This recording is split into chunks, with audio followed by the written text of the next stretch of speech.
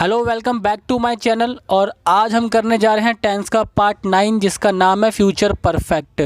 जो लोग नए हैं इस चैनल पे वो पहले जाके सब्सक्राइब कर दीजिए ताकि आपको आगे भी अच्छी अच्छी वीडियो देखने को मिलती रहे। बाय हिमांशु सर इंग्लिश वाले। तो चलिए आगे बढ़ते हैं, बिल्कुल भी टाइम ना ख़राब करते हुए, और देखते हैं when to use future perfect tense.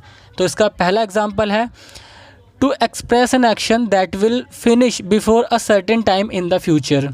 यानी कि अगर आप कोई भी काम भविष्य में एक निश्चित समय तक पूरा कर लोगे, उसको शो करने के लिए आप इस टेंस का यूज़ करोगे। यानी कि भविष्य में एक निश्चित समय से पहले समाप्त होने वाली क्रिया को व्यक्त करने के लिए। एग्जाम्पल ये रहा आपके सामने, वह अगले सोमवार तक अपना काम पूरा कर चुका होगा। तो he will have finished his work by next Monday. यानी कि अगले सोमवार तक वो कर चुका होगा। आपको पता है इसलिए आपने उसको यहाँ यूज़ किया है। सेकेंड एग्जाम्पल है to express an action which will have completed before another action in the future. जैसे वो टाइम से पहले था, ये अगले काम से पहले समाप्त होने वाला काम है।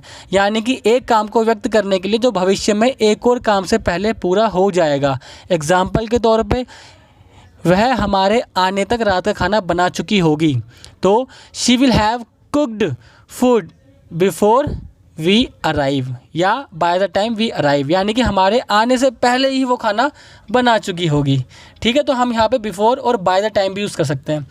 आगे बढ़ते हैं और देखते हैं तीसरा यूज़। ये होता है certainty about the near past. जी हाँ, यानी कि निकट अतीत के बारे में निश्चितता होना। जब आपको पास्ट के बारे में, बिल्कुल हाल ही के पास्ट के बारे में बहुत भरोसा हो, पक्का विश्वास हो, तो उसमें भी आप इसको यूज़ करेंगे। एग्जाम्पल में दिखाता हूँ, आपको अच्छे से समझ आएगा। मेहमान अब तक होटल में आ चुके होंगे, पापा अब तक घर आ गए होंगे। ठीक है, इस टाइप के। तो the guest will have arrived at the hotel by now. जब आप एक तरीके से भरोसे से कह दो कि ये काम हो गया होगा। और हिंदी में आप मेन वर्ब के साथ देखोगे, चुका होगा, चुकी होगी, चुके होंगे और चुकूंगा। ठीक है दोस्तों, तो स्टार्ट करते हैं फॉर्मेशन ऑफ सिंपल या फिर एफर्मेटिव सिंपल सेंटेंसेस कैसे बनाने हैं। तो सबसे पहले इसका फॉर्मूला जो है आपको देखना है। सब फॉर्मूले में आएगा subject plus shell will plus have plus verb की थर्ड फॉर्म प्लस में ऑब्जेक्ट। इसमें दो हेल्पिंग वर्ब है, शैल विल में से कोई एक चीज़ प्लस में हैव। तो सब्जेक्ट क्या होता है मैं पहले ही बता चुका हूँ। सब्जेक्ट होता है डूअर, यानी कि कर्ता, जो काम करेगा वो सब्जेक्ट होगा। फिर आपको लगाना है शैल विल। शैल या विल में से कोई एक चीज़ आएगी, ये है हेल्पिंग वर्ब हमारी। उसके बाद आपने लगाना है हैव। हैव भी हमारी हेल्पिंग वर्ब है। ठीक है दोस्तों, फिर लगानी है आपने वर्ब की थर्ड फॉर्म। जी हाँ, इसके अंदर जो वर्ब है उसकी थर्ड फॉर्म आएगी, क्योंकि परफेक्ट में हम थर्ड फॉर्म यूज़ करते हैं। ठीक है, और वर्ब वो काम, वो क्रिया जिसकी हम बात करते हैं। ठीक है, और आखिरी में लगाना है आपने ऑब्जेक्ट। ऑब्जेक्ट क्या होता है, जिस पे क्रिया का प्रभाव पड़ता है वो होता है हमारा ऑब्जेक्ट।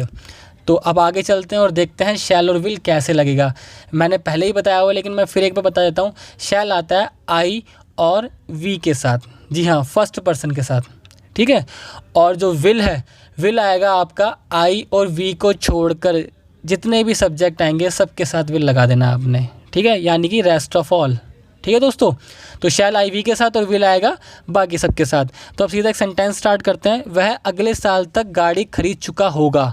तो सब्जेक्ट हम देखेंगे, इसके अंदर सब्जेक्ट है कौन खरीद चुका होगा गाड़ी, वह। तो वह हमारा हो गया सब्जेक्ट। वह के लिए हम यहाँ पे लगा देंगे ही।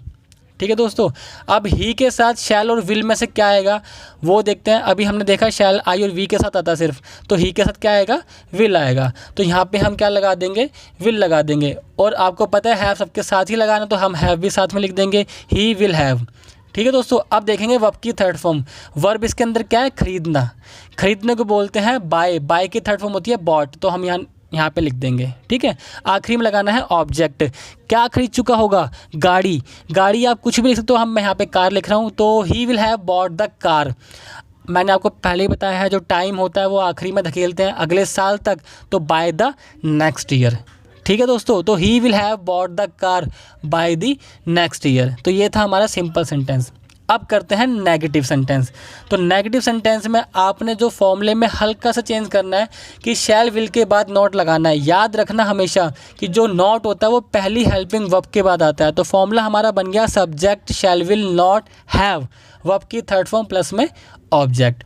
तो ये रहा आपके सामने एग्जाम्पल। मेरे आने के पहले वह नहीं सो चुका होगा। ठीक है, तो इसके अंदर देखो दो सेंटेंस हैं, मेरे आना हुआ और उससे पहले वह नहीं सो चुका होगा, तो ये हमारा फ्यूचर परफेक्ट है। तो सबसे पहले हम इसको करेंगे, वह नहीं सो चुका होगा। सब्जेक्ट देखेंगे, सब्जेक्ट है इसके अंदर वह, उसके बाद हमने लगाना है शैल या विल में से कोई एक चीज़। जब सब्जेक्ट वह है तो विल ही लगाएंगे हम, ठीक है दोस्तों। फिर नहीं के लिए हम नॉट लगा देंगे, ठीक है, और नॉट के साथ ही हैव भी लगा देंगे। उसके बाद लगानी है वर्ब की थर्ड फॉर्म। वर्ब है सोना, ठीक है, तो सोने को स्लैप्ट बोलते हैं। ही will not have slept, object है नहीं इसके अंदर तो हम रहने देंगे। इस पहले के लिए हम यहाँ पे लिख देंगे बिफोर, तो ही will not have slept before, मेरे आने। तो याद रखना, जब भी आप फ्यूचर परफेक्ट में एक सेंटेंस जोड़ोगे ऐसा, तो प्रेजेंट इंडेफिनिट में बनाना पड़ेगा आपको सब्जेक्ट वर्ब की फर्स्ट फॉर्म। तो before I come, he will not have slept before I come, ठीक है दोस्तों। ये थे हमारे नेगेटिव सेंटेंसेस। और अब चलते हैं, आगे बढ़ते हैं और करते हैं इंटरोगेटिव। ये सेंटेंस हमेशा क्वेश्चन पूछने के लिए बनाए जाते हैं। ये दो टाइप के होते हैं, पहला होता है सिंपल इंटरोगेटिव और दूसरा होता है WH फैमिली वाले, ठीक है दोस्तों। तो अभी हम करेंगे अपने सिंपल इंटरोगेटिव। हिंदी में सेंटेंस क्या से स्टार्ट होते हैं, इसलिए इंग्लिश में हमें हेल्पिंग वर्ब बाहर निकालनी पड़ती है। तो जिस वजह से हमारा फॉर्मूला क्या बन गया, सबसे पहले आएगा शैल विल, फिर सब्जेक्ट, फिर हैव, वर्ब की थर्ड फॉर्म प्लस में ऑब्जेक्ट, देन क्वेश्चन मार्क, ठीक है। हेल्पिंग वर्ब एक ही बाहर आएगी दो में से, ठीक है दोस्तों। ये रहा सेंटेंस, क्या वह इस साल के अंत तक 1 लाख रुपए कमा चुकी होगी। तो सबसे पहले हमने लगाना है शैल विल, क्यों, क्योंकि सेंटेंस स्टार्ट हो रहा है क्या से। उसके बाद हम लगाएंगे सब्जेक्ट, क्योंकि शैल विल भी सब्जेक्ट के अकॉर्डिंग लगेगा। सब्जेक्ट इसके अंदर है वह, तो उसके साथ विल आएगा। फिर हमने लगा देना है हैव। उसके बाद लगानी है वर्ब की थर्ड फॉर्म, वर्ब है इसके अंदर कमाना। आखिरी में लगाएंगे ऑब्जेक्ट, ऑब्जेक्ट है 1 लाख रुपए, और इस साल के अंत में वो हम आखिरी में एज इट इज़ लिख देंगे। तो सेंटेंस बन गया, will she have earned ₹1 lakh by the end of this year, question mark, ठीक है दोस्तों। तो टाइम हमने आखिरी में लगा दिया, सेंटेंस बन गया। अब चलते हैं अपने नेक्स्ट WH फैमिली की तरफ। जो WH फैमिली सेंटेंसेस होते हैं, इनके अंदर आपको कुछ वर्ड्स का यूज़ करना पड़ता है, जैसे क्या, कब, कहाँ, क्यों। तो फॉर्मूले में सबसे पहले आएगा क्या, WH फैमिली प्लस में शैल will plus subject plus have plus verb की थर्ड फॉर्म प्लस में ऑब्जेक्ट, देन क्वेश्चन मार्क। ये रहा सेंटेंस आपके सामने, वह किसको बुला चुका होगा। तो सबसे पहले हमने लगानी है WH फैमिली, जो है किसको, किसको को बोलते हैं होम। उसके बाद हम लगाएंगे क्या, शैल या विल में से कोई एक चीज़, लेकिन वो सब्जेक्ट के अकॉर्डिंग हमें पता लगानी पड़ेगी। तो हमारा जो सब्जेक्ट है इसके अंदर वो है वह, तो वह है ही के साथ आता है विल, ठीक है दोस्तों। उसके बाद आपने लगाना है हैव सबके साथ ही लगाना है, और फिर वर्ब की थर्ड फॉर्म, वर्ब है बुलाना, ठीक है, जिसे बोलते हैं कॉल्ड। ऑब्जेक्ट इसके अंदर है नहीं, तो सेंटेंस बनाते हैं सीधा, home will he have called, question mark, ठीक है दोस्तों। अगर कोई डाउट आता है तो आप मुझे कमेंट सेक्शन में बताइए। Good bye.